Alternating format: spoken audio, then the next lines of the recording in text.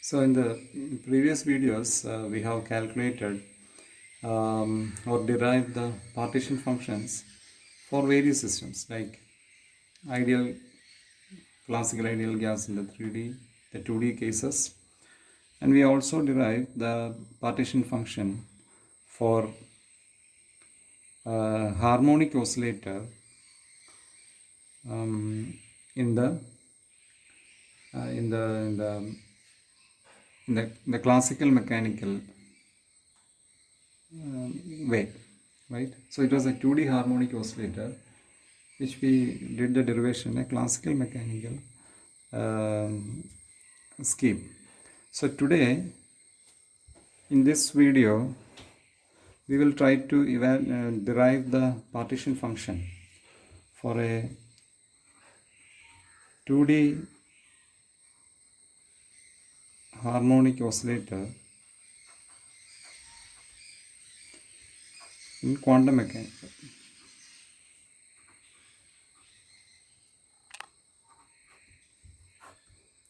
So that's the aim. Now we will make the assumptions like the way we made during the classical mechanical derivations. So we assume that we have n localized, right, n localized non-interacting 2D harmonic oscillator, and omega is the fundamental frequency of the system, and it is in contact with a reservoir.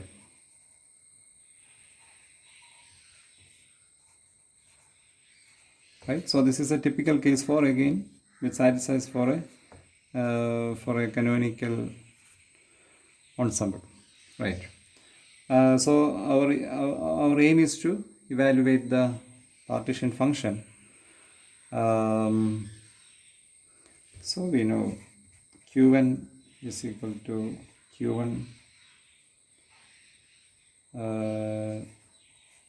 raised to n.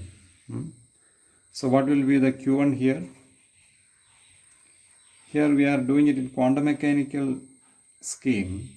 So Q1 will be, instead of the integral, we will have the summation, sum over n gn e raised to minus beta en. So that is the expression we must be using in order to, so that we could evaluate that. So what all things we need now? So now our task is to find out the value of Q1, right? And then you will get the value of Qn. So we need to find out the value of Gn and find out the value of En, right? So let's try to calculate what is the value of En, right? You know that for a one-dimensional harmonic oscillator, what is the expression for En?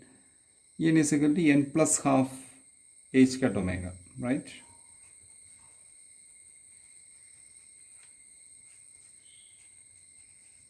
So, but this is for a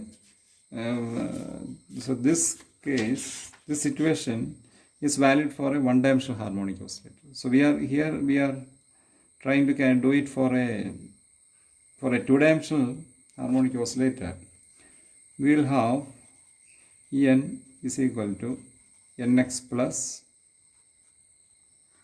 half, right? We have two components now, nx plus half plus ny plus half h cut omega, which is nx plus ny plus 1 h cut omega, right?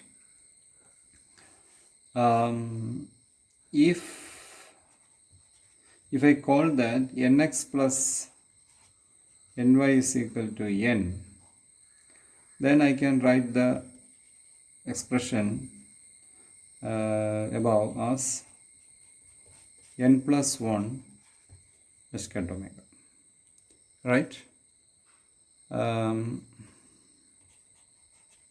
So then En is equal to n plus 1 h cat omega. So we got the expression for En. So obviously we can, obviously you will know how one came into this equation, right? So if you remember, just to remind you, we use the normal Hamiltonian equation. What was the expression? If my memory is correct, h cat squared by 2m into dou squared by dou x squared plus half m omega squared x squared. And so psi is equal to Ex into psi x. This is the fundamental expression from where we calculate. So, and since we have the two components here, you can always write down a similar Hamiltonian equation with Ey. And then E is equal to Ex plus Ey, and Nx plus Ny is equal to N, right? And then I can always write so Ex is equal to Nx plus, and then you will get the expressions like Ex is equal to Nx plus half h cat omega, Ey is equal to Ny plus half h cat omega, and therefore E is equal to N plus 1 h cat omega. So this is finally, so this is how, and I just want to tell you, we basically derive through the Hamiltonian expression like this. So, but you need not worry about that now, because we know the final expression of that derivation, En is inverse. So that this is the expression. So instead of, so let me now note it down as expression A. So the expression A needs to be now substituted to the equation 2 over here. Now our task is to find out the value of Gn. So what is Gn? Gn, as you know, is the multiplicity in the energy levels, which we have done it for the classical mechanical situations. So here in the quantum mechanical situations also, you have you need to do the similar kind of evaluation. So how do you calculate the value of Gn now? So let me draw a diagram for you.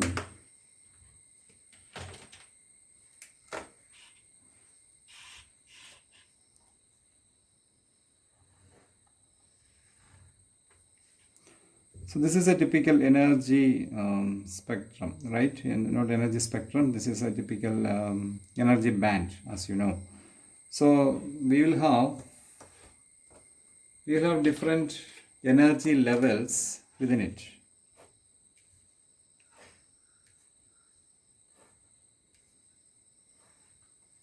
Right? So let me number it as n equal to 0, n equal to 1, n equal to 2, n equal to 3, etc. Now my question is, what is the multiplicity of the level n is equal to 0, for example? Right? So what is n? N is equal to, you have two components in the x-axis and in the y-axis, right? So n is equal to nx plus ny.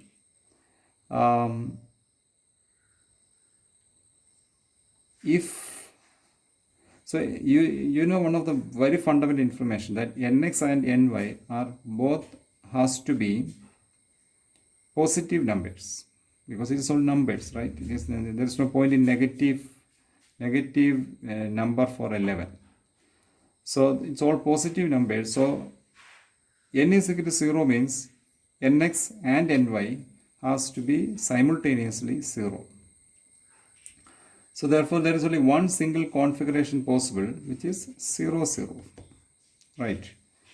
So I can write down there that the multiplicity of the n is equal to 0 level is 1.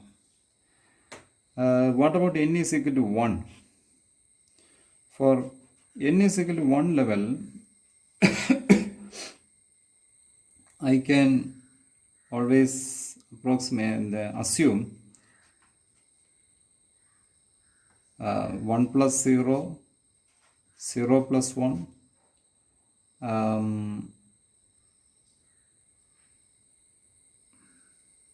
right? These are the only two levels possible. So that means the multiplicity over here in this n is equal to 1 level is 2. What about n is equal to 2? I have much more possibilities, right? So I can have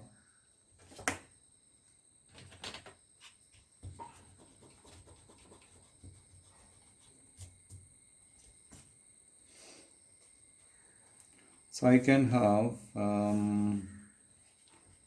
2 plus 0, 0 plus 2, 1 plus 1, right? So there are three possibilities, which means that I have here the multiplicity 3. And you can do the similar thing for n is equal to 3, and then you will write it as the multiplicity is 4, which means that now I know that here in the case of such kind of a situation, my multiplicity is having a relation with the value of n, which is gn is equal to n plus 1. Okay. So Gn is equal to n plus 1. So for a 2D quantum mechanical harmonic oscillator, my Gn is equal to n plus 1. So now let me put this as equation B. So now I will substitute the equation A and equation B into equation 2. We will continue in the next video.